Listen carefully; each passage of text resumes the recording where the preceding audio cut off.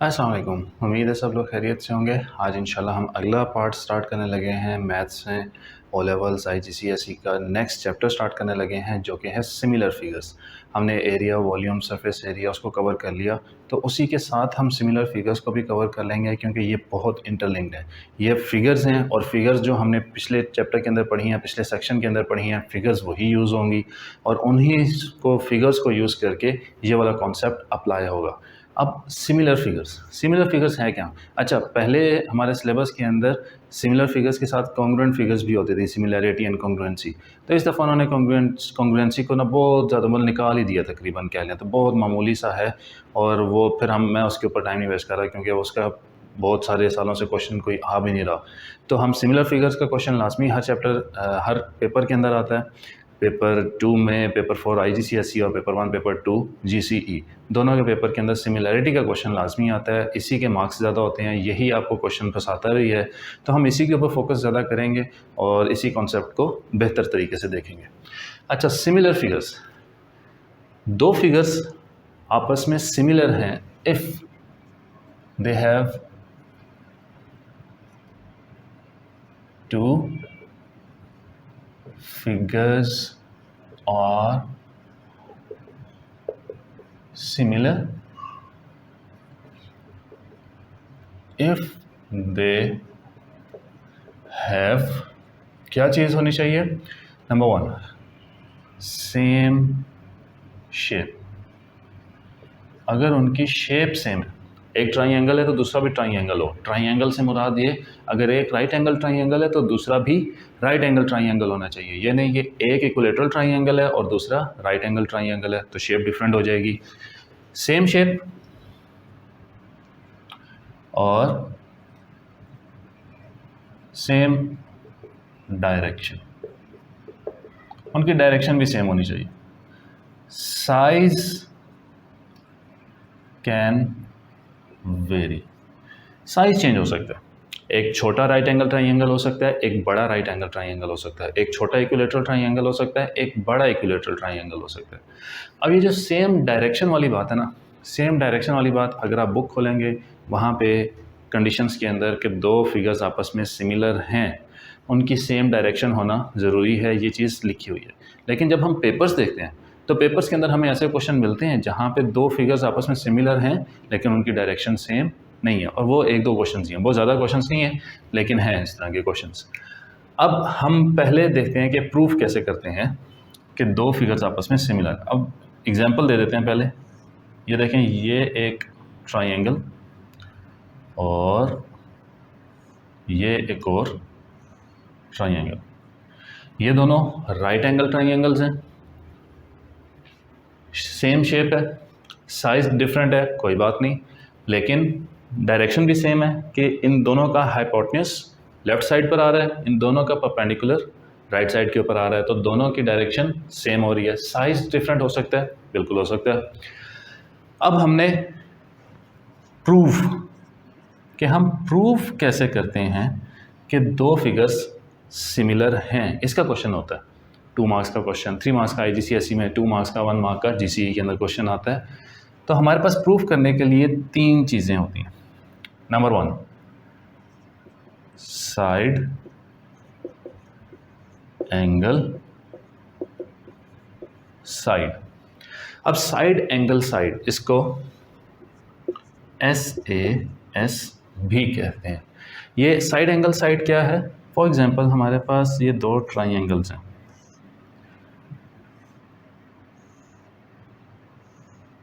ठीक है। अब एक साइड है, यह है A, यह है B, यह है X, यह है Y, और ये एंगल बता दिया गया है, this is 30 degrees and this is also 30 degrees, ठीक है। और ये थर्ड हमारे पास आ जाता है, या हम पॉइंट्स यूज़ कर लेते हैं इसको, ये वाली साइड X और ये Y और ये Z, ये है A, ये है B और ये है C। अब साइड एंगल साइड को कैसे मेंशन करना है? साइड एंगल साइड को हमने ऐसे मेंशन करना है कि भाई हम बताएंगे कि एंगल BAC एंगल बी ए सी जो है वो आइडेंटिकल है, 3 लाइंस लगानी है। आइडेंटिकल का मतलब 3 लाइंस होता है। एंगल बी ए सी आइडेंटिकल है किसके? एंगल वाई एक्स जी के, इस एंगल के। ये दोनों एंगल्स सेम है, तो ये एंगल हमने बता दिया। फिर साइड ए बी आइडेंटिकल है किसके? एक्स वाई के। ए बी वाली साइड इस ट्राइंगल की कौन सी बनती है? ये एक्स वाई वाली। और इसी तरह वाई जी आइडेंटिकल है बी सी के। ये वाली साइड किसकी आइडेंटिकल है? इसके। तो आपने 3 चीज़ें बतानी होती हैं। या तो आप बता देते हैं साइड एंगल साइड, 2 साइड्स बता दी, एंगल बता दिया कि ये वाली साइड इस साइड के आइडेंटिकल, ये साइड इस साइड के आइडेंटिकल, और ये एंगल इस एंगल के आइडेंटिकल बराबर। तो जब सारी चीज़ें इस तरह चल रही हैं तो इसका मतलब है कि वो सेम शेप वाली फिगर बनेगी। साइज डिफरेंट हो सकता है उनका।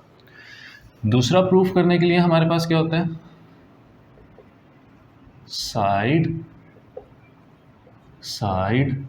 एंड साइड, वो triple S, S S S, तीनों साइड्स। अब अगर हमारे पास वो ना गिवन हो, एंगल ना गिवन हो, तो फिर हम क्या करेंगे? मैं मार्कर ज़रा चेंज कर लूँ, ये वाला मार्कर ऑलमोस्ट एंड हो गया है। मार्कर्स किधर है? ये रहे। Right, side angle, side side side, ये हमारे पास एक ट्राइंगल। थोड़ा सा बड़ा कर लेते हैं इसको ताकि आप लोगों को क्लियर नज़र आए। और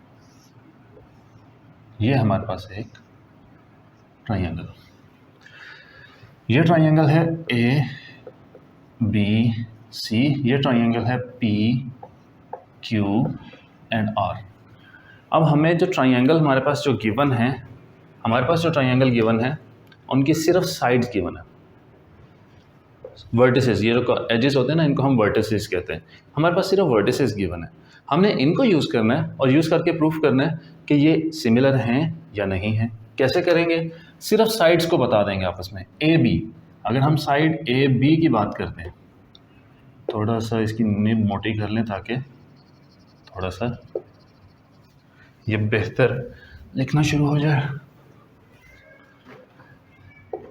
ए बी साइड किसकी आइडेंटिकल है? अब ए बी वाली साइड इस ट्राइंगल के अंदर कौन सी बनती है? P Q. तो हमने इसको पी क्यू के आइडेंटिकल कह दिया। ए सी किसके आइडेंटिकल है? पी आर के। और बी सी किसके आइडेंटिकल है? क्यू आर के। Marks complete. बस ये चीज़ बतानी है। वो चीज़ चेक ये कर रहे होते हैं कि क्या स्टूडेंट को ये पता है कि ये जो उनकी सेम साइड्स बनती हैं वो कौन सी बनती हैं। अगर आप ए बी को आइडेंटिकल कर देंगे क्यू आर के तो गलत है। हाँ, यहाँ पर ये जो डायरेक्शन वाली बात है ना, सेम डायरेक्शन, ये चीज़ यहाँ पे अप्लाई हो सकती है। कैसे? कि अगर हम साइड ए बी ले रहे हैं और उसको कह रहे हैं कि वो आइडेंटिकल है क्यू आर के, तो हो सकता है ये दोनों साइड जो हैं इनकी लेंथ तो सेम हो, या लेंथ के अंदर भी फ़र्क होगा, लेंथ तो डिफरेंट ही होगी, लेकिन इन दोनों की डायरेक्शन क्या है? डिफरेंट है ना। डायरेक्शन सेम तो नहीं है साइड्स की। ये डायरेक्ट इस डायरेक्शन में जा रही है, ये इस डायरेक्शन में, या इस डायरेक्शन में आ रही है साइड। तो अगर एक साइड इस डायरेक्शन में है तो दूसरी भी इस डायरेक्शन में होनी चाहिए, यूँ नहीं हो सकती। डायरेक्शन सेम हम इस तरह अप्लाई कर सकते हैं।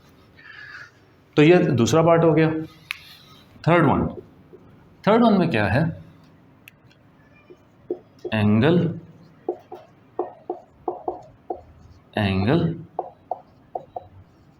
साइड, 2 एंगल्स और एक साइड।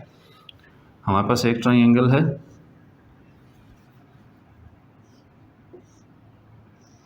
जिसमें हमारे पास 2 एंगल्स गिवन है, एक 30 डिग्रीज और ये एक 40 डिग्रीज।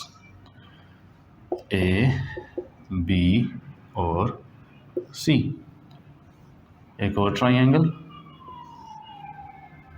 एक एंगल गिवन है 30 डिग्रीज, ये एंगल गिवन है 40 degrees. P Q and R. A S, SAS आस, ये लोगों ने याद किए होते हैं इस तरीके से करके, ट्रिपल एस को ऐसे एस को सास और डबल ए एस को आस, पर आप लोगों को इस तरह याद करने की ये फजूल चीज़ है। ऐसे एस, ट्रिपल एस और ए एस सीधा सीधा याद रखें तो आसानी रहेगी। अब दोनों एंगल्स हमने बताने हैं, तो पहला एंगल कैसे मेंशन करेंगे? जो एंगल होता है ना, याद रखें वो हमेशा सेंटर में आता है। ये जो साइन होता है ये एंगल रिप्रेजेंट करता है। अब एंगल कौन सा है? सी ए बी की बात कर रहे हैं। एंगल ए जो है तो वो सेंटर में आएगा, सी ए बी। और जो भी एंगल वाला लेटर होता है, पॉइंट होता है, उसके ऊपर भी एक छोटा सा इस तरह हम बनाते हैं, ताकि वो मेंशन ये करता है कि ये वाले एंगल की बात हो रही है जो एंगल ए पे बन रहा है। ये किसके आइडेंटिकल है? जो एंगल पी पे बन रहा है। तो एंगल क्यू पी आर, ठीक हो गया। नेक्स्ट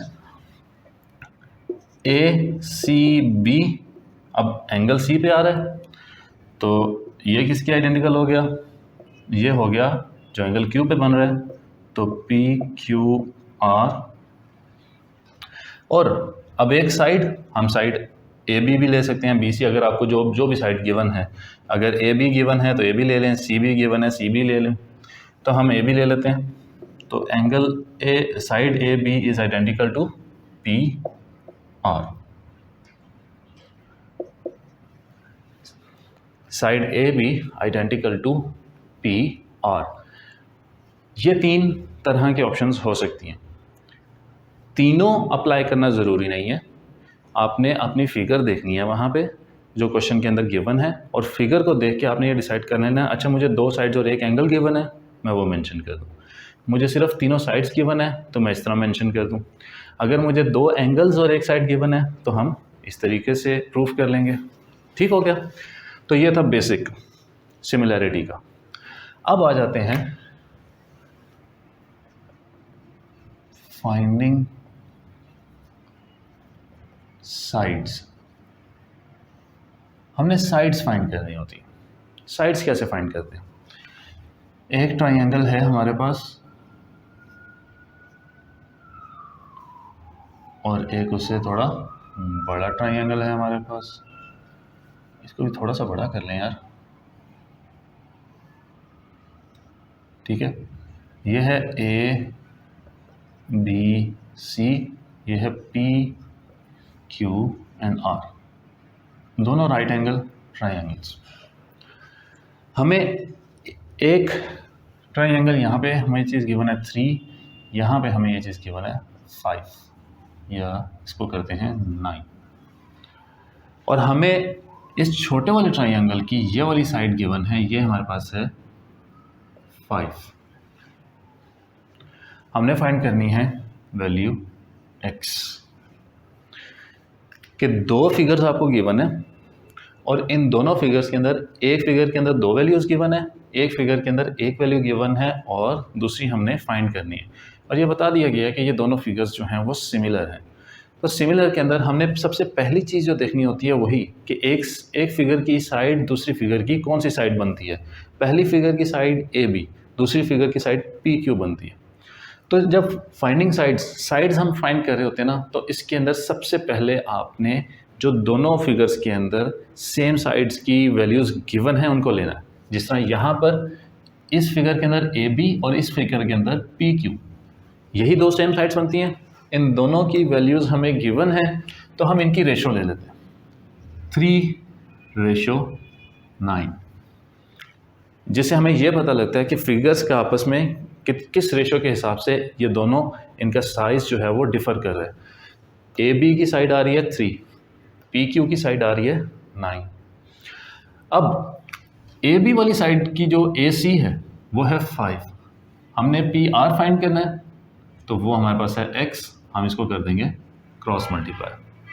रेशो मेथड तो हमें आता है, तो ये हमारे पास बन जाता है 3x = 9 × 5 45, तो x हमारे पास आ जाएगा 15। तो ये साइड हमारे पास क्या आ गई?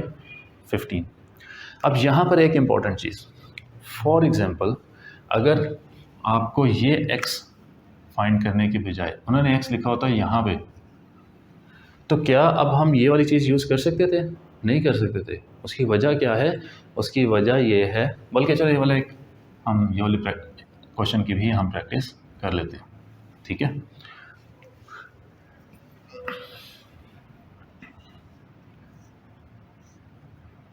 एक ये फिगर है हमारे पास और एक ये फिगर हमारे पास। ये हमारे पास साइड है 3, ये हमारे पास है 9, ये है हमारे पास 5। ये फाइंड हमने करनी है। अब फाइंड कौन सी करनी है? Side x। सबसे पहला पार्ट क्या है कि जो दो सेम साइड्स हैं उनकी जो वैल्यूज़ हैं उनकी आपस में रेशो ले लेनी है। तो हमने 3:9, चलो रेशो तो आ गई। अब आप कहते हैं ओह सर मसला ही नहीं, देखते हैं अब कॉमन मिस्टेक क्या है? और बाकी जो हमने 5 को x को रेशो बना के क्रॉस मल्टीप्लाई कर देना है। अगर आपने यहाँ पे 5:x कर दिया और इसको क्रॉस मल्टीप्लाई कर दिया तो ये हो जाएगा गलत। गलत क्यों हो जाएगा? क्योंकि 5 वाली जो साइड है उसकी साइड तो ये वाली बनती है दूसरी फिगर के अंदर, x वाली तो नहीं बनती। x तो परपेंडिकुलर बन रहा है ट्राइंगल का ना। तो यहाँ पर हमें x वाली साइड फाइंड करने के लिए ये वाली साइड का पता होना ज़रूरी है। तो हम ये वाली चीज़ यूज़ नहीं कर सकते, ठीक है। x तो हम फाइंड करेंगे लेकिन यहाँ पे जो वैल्यू है वो ये वाली, इस वाली साइड की वैल्यू फाइंड करेंगे, वो पुट करेंगे। अगर हम 5 पुट कर लेंगे तो आंसर हो जाएगा गलत। अब यहाँ पर ये वाली साइड कैसे फाइंड करेंगे? तो ये अभी हमने सिमिलैरिटी एंड कॉन्ग्रुएंसी के बाद एक चैप्टर हमने स्टार्ट करना है ट्रिग्नोमेट्री का। तो ट्रिग्नोमेट्री के अंदर हम ये वाली चीज़ सीखेंगे। मैं फिर भी आपको बता देता हूँ क्योंकि बच्चों ने पहले से चीज़ें पढ़ी होती हैं, उन्हें पता होता है। पाइथागोरस थ्योरम यूज़ करें क्योंकि राइट एंगल ट्राइंगल्स हैं, ठीक है। पाइथागोरस थ्योरम क्या होता है? h² = p² + v²। उसके ज़रिए जब हम इसको सॉल्व करेंगे ना तो हमारे पास इसका आंसर आ जाएगा 4। मैं डायरेक्टली बता रहा हूँ आप लोगों को। पाइथागोरस थ्योरम को मैं यहाँ पे अप्लाई इसलिए नहीं कर रहा कि अभी हमने आ रहा वो चैप्टर नहीं आया, आगे जाके आएगा। हम उसी के अंदर उसको पहले अच्छे से सीखेंगे, उसके क्वेश्चंस प्रैक्टिस करेंगे, फिर आगे उसको अप्लाई करना शुरू करेंगे। तो अब यहाँ पर वैल्यू क्या आ जाएगी? 4। अब हम क्रॉस मल्टीप्लाई करते हैं तो 3x = 9 × 4 = 36। तो x का आंसर हमारे पास क्या आ जाता है? 36 / 3 12। तो ये जो साइड हमारे पास आ गई, ये साइड क्या आ गई? 12। अब लाजमी नहीं है कि हमेशा आपको जो फिगर्स हैं वो इसी तरीके से दी जाएं या हमेशा राइट एंगल ट्रायंगल्स ही हों। समटाइम्स फिगर्स ऐसे भी बनाई जाती हैं।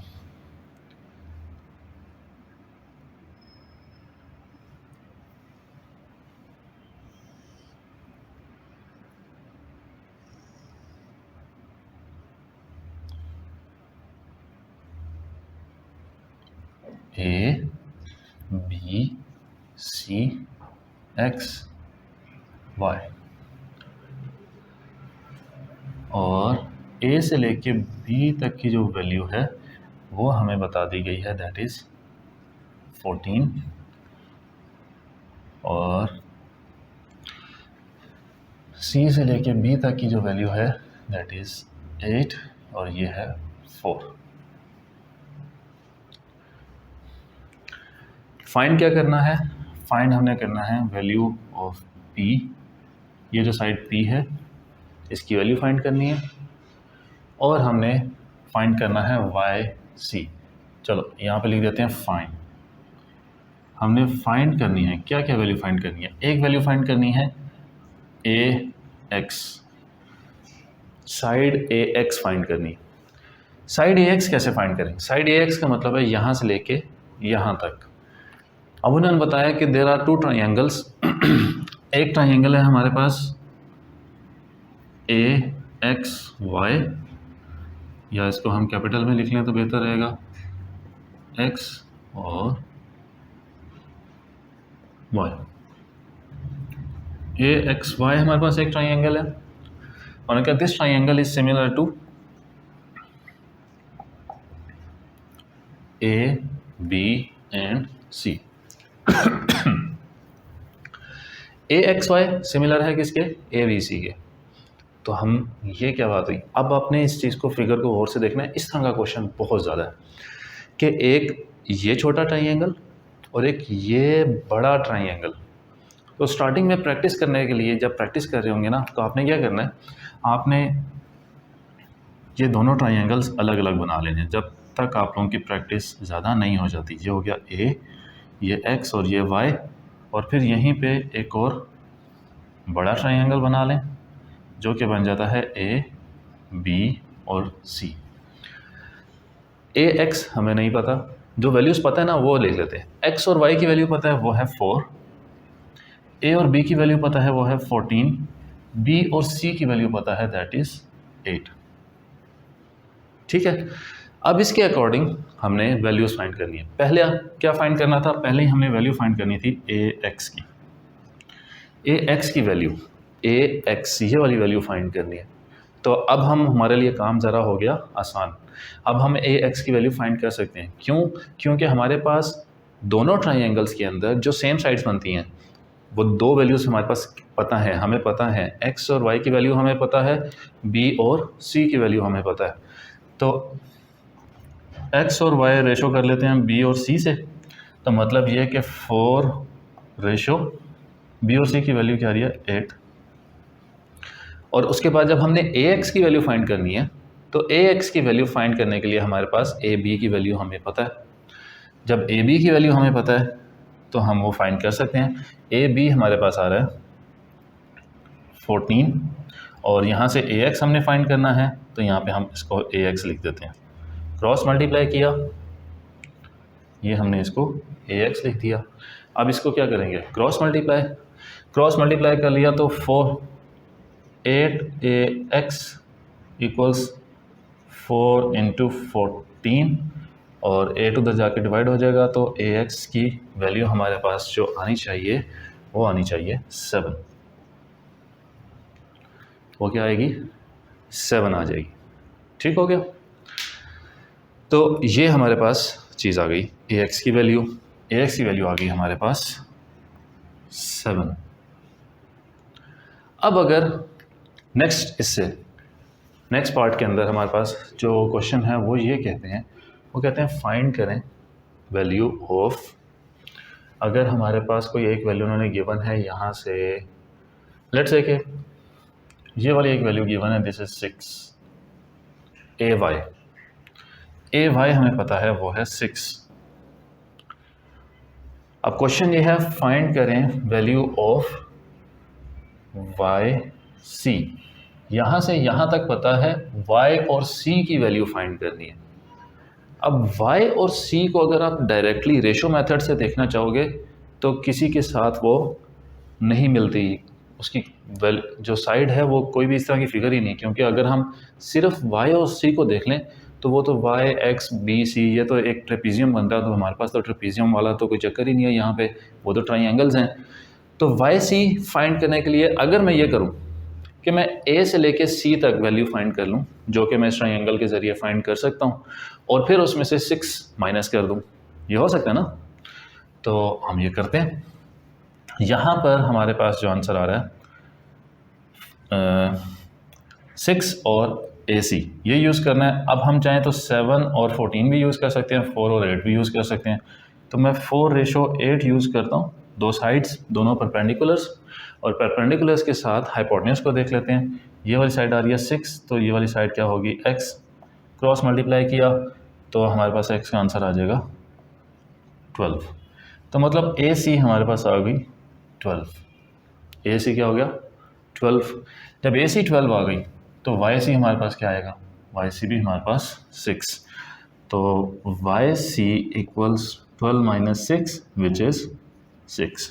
अच्छा, आपने ये चीज़ देख के नहीं करना कि वो ये कैसे हो सकता है कि बेस 14 है और हाइपोटेन्यूज 12 है। ये मैंने आप लोगों को समझाने के लिए, वैसे ही रैंडम वैल्यूज़ नहीं है, ठीक है, उसके अंदर परेशान नहीं होना। अब आते हैं हम एक और एग्जांपल पे। हमारे पास एक ये एग्जांपल थी, मैं लिख दूं ताकि आप लोग कंफ्यूज ना हो जाएं कि ये अलग अलग एग्जांपल्स हैं या एक ही चल रही है। कि ये एग्जांपल थी और एक हमारे पास ये एग्जांपल। ठीक हो गया। आज के लेक्चर के लिए एक लास्ट एग्जांपल करते हैं, फिर हमारे पास साइड्स वाली चीज़ हमें अच्छी हो जाएगी, तो फिर हम इनके एरिया और वॉल्यूम के ऊपर मूव कर जाएंगे। अब ये जो है ना एक अच्छी एग्जांपल है।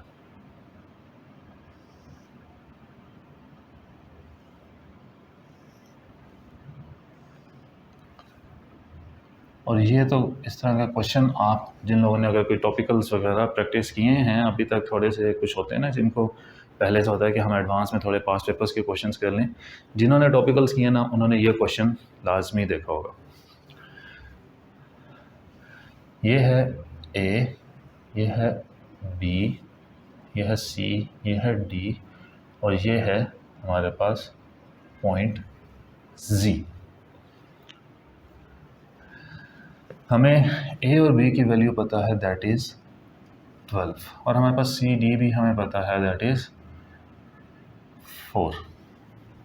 ए बी है 12 और सी और डी है हमारे पास 4। ठीक हो गया। हमारे पास और जो वैल्यू है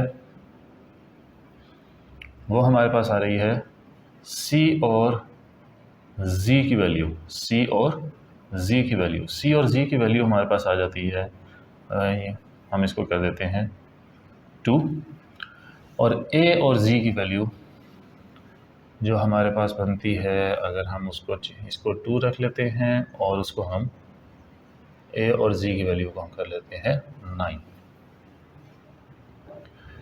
अब यहाँ पे साइड पे मैं इंफॉर्मेशन लिख देता हूँ ताकि हमें पता हो। ए बी हमारे पास है 12, सी जी हमारे पास है 2, ए जी हमारे पास है 9। ठीक है। सी जी और सी डी हमारे पास है 4। ये 4 वैल्यूज़ हमें पता है। और क्या ये जो फिगर्स हैं ये आपके पास सिमिलर फिगर्स हैं। कौन कौन सी? Triangle A B G and triangle C G D या C D G, C D and G, ये क्या है हमारे पास? ये हमारे पास सिमिलर ट्राइंगल्स हैं।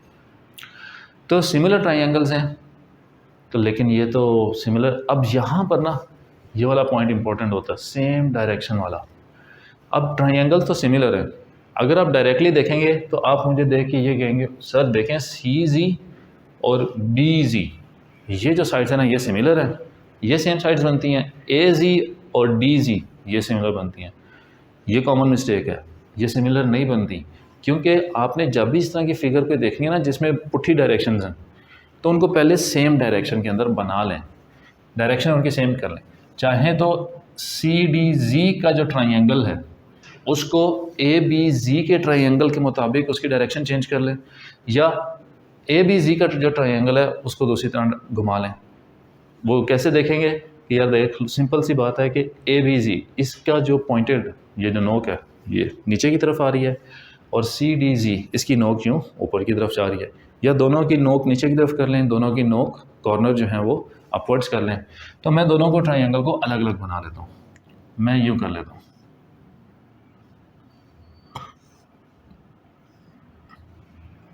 ए बी जी और यहाँ पे मैंने बना लिया छोटा वाला भी विच इज़ सी डी जी। अब दोनों की डायरेक्शन सेम कर ली। दोनों की डायरेक्शन जब हमने सेम कर ली, दोनों की डायरेक्शन सेम कर ली और फिर वैल्यूज़ लिखें दोबारा सारी। ए बी वाली वैल्यू है 12, ए जी की वैल्यू है 9, सी डी की वैल्यू है 4 और सी जी की वैल्यू है 2। और बल्कि इसको 9 को चेंज करके ना हम इसको 9 कर देते हैं, थोड़ा सा कॉम्प्लेक्स कर लेते हैं अपने लिए ताकि हमारी प्रैक्टिस अच्छी हो जाए। अब डायरेक्शन सेम हो गई। जब डायरेक्शंस सेम हो गई तो अब हमारे पास वैल्यूज़, हम डिफरेंट वैल्यूज़ जो भी फाइंड करना चाहें तो कर सकते हैं। तो हमारे पास क्वेश्चन है पहला, फाइंड ए जी। क्या फाइंड करना है? ए जी की वैल्यू फाइंड करनी है। तो ए जी फाइंड करने के लिए हमारे पास पहले तो हमने ये देखना है कि क्या हमारे पास दो साइड्स, सेम साइड्स की वैल्यूज़ हैं जो हम रेशो बना सकें। यस, हमारे पास वैल्यू है विच इज़ 12:4। ए बी और सी डी की वैल्यू को हम रेशो बना सकते हैं। रेशो बना लिया। अब ए जी की वैल्यू हमने फाइंड करनी है तो वो हमने ए जी लिख दिया ए जी के करस्पॉन्डिंग वैल्यू जो है सी जी, क्या उसकी वैल्यू है आपके पास? यस, हमारे पास 2 है ना, तो जब वो वैल्यू है तो हमने 2 लिखा और इसको कर दिया क्रॉस मल्टीप्लाई। तो 4AZ इक्वल्स 24 और AZ का आंसर आ गया 6, तो ये वाली वैल्यू हमारे पास आ गई 6। इसी तरह अगर DZ फाइंड करना है, DZ की वैल्यू फाइंड करनी है, अब आप चाहें 6 और 2 को यूज़ कर लें या 12 और 4 को यूज़ कर लें। चलें मैं 6 और 2 को यूज़ करता हूँ, आप लोग 12 और 4 को यूज़ करना, देखना मेरे साथ चेक करें कि आपका आंसर सेम आता है। 6 और 2 को यूज़ किया, 6 और 2 को यूज़ करके हमारे पास DZ हमने फाइंड करना है। DZ याद रखिएगा, अगर DZ को अभी मैं इस साइड पे लिख दूंगा, 6 के नीचे लिख दूंगा तो गलत हो जाएगा, क्योंकि 6 जिस ट्राइंगल के अंदर है उस ट्राइंगल की वो वाली साइड की वैल्यू हमें पता है, दैट इज़ 9, वो तो 9 बनती है। तो DZ की जो वैल्यू आ रही है 9 2 18 डिवाइड बाई 6 3, DZ की वैल्यू आ गई हमारे पास 3, D और Z की वैल्यू क्या आ गई 3। अब वो कहते हैं आपसे फाइंड करें AD और फाइंड कर लें BC।